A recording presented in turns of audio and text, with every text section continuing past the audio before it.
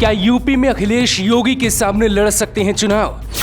लोहिया होते तो कहते अखिलेश योगी के सामने लड़ो चुनाव। डॉक्टर लोहिया का नाम अखिलेश की जुबान पर होता है, लेकिन क्या उनके आदर्श अखिलेश के भीतर दिखाई देते हैं?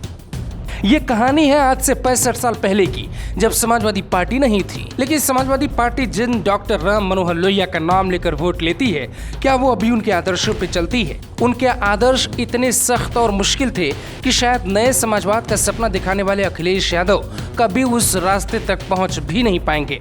बात है उस दौर की जब पंडित नेहरू देश के सबसे ताकतवर नेता हुआ करते थे।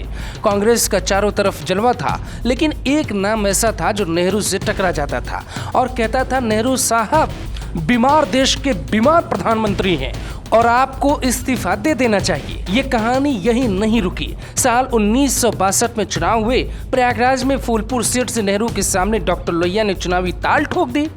अब यही कहानी अखिलेश यादव से सवाल पूछती है कि क्या वो जिन्हें आदर्श मानते हैं, ठीक उनकी तरह यूपी के सबसे बड़े ताकतवर नेता योगी आदित्यनाथ के सामने चुनाव लड़ेंगे? मुलायम सिंह यादव ने भी ऐसा कभी नहीं किया। वो हमेशा सुरक्षित सीट से चुनाव लड़े और जिनको समाजवादी पार्टी आदर्श मानती है, वो हमेशा चुनौती देते रहे। अब की राजनीति और तब की राजनीति में एक बड़ा बदलाव आया है। पहले नेता जब मिलते थे तो सख्त होते थे, मतभेद नहीं होता था, लेकिन आज मनभेद ज्यादा हो रहा है। अरविंद केजरीवाल ने पहचान पाने के लिए पीएम मोदी के खिलाफ चुनाव में ताल ठोक दी थी, लेकिन क्या अब वो ताल ठोक सकते हैं? शायद नहीं। ऐसी ही कहानी अखिलेश यादव की है। वो बीजेपी को चुनाव हराने का दावा तो करते हैं, लेकिन क्या योगी को भी हरा पाएंगे? इस सवाल पे जवाब मिलेगा आसान नहीं है। लोहिया की मौत के बाद उनकी विरासत, उनके नाम की राजनीति खूब देखने को मिली।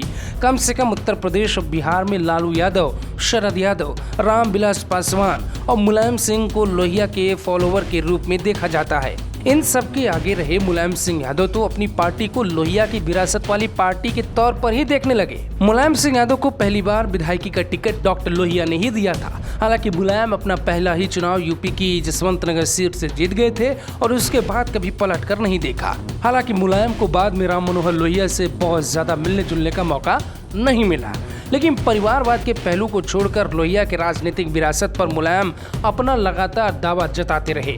मुलायम सिंह यादव का किस्सा है कि वो लोहिया का नाम अपने भाषण में जरूर लेते थे या फिर लेते हैं, लेकिन अखिलेश यादव के ज्यादातर भाषणों में लोहिया के नाम का जिक्र नहीं होता है।